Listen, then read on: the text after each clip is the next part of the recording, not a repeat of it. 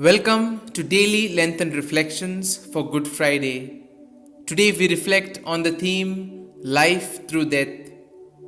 Today we relive the passion and death of our Savior, whose sacrifice brought redemption for us. Going through the suffering as a human being, Jesus sets an example before us by fulfilling his Father's will and showing his love towards human beings on the cross.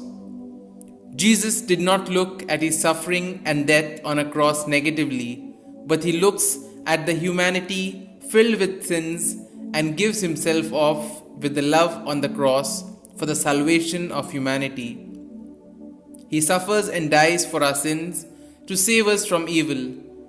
He accepts the will of his Father with love, and therefore he was resurrected. Thus, he showed us that death is not the end but the beginning of new life with God. However, due to our pain and suffering, we sometimes become like one of the thieves who was hanging beside Jesus, who curses him and demands to show the sign. We forget the other thief who believed in Jesus till the last point of his death and received the eternal reward from Jesus. Jesus showed us through the cross that becoming a grain of wheat and destroying the self completely in painful abandonment is essential for resurrection into a newer way of life. Love always demands sacrifice.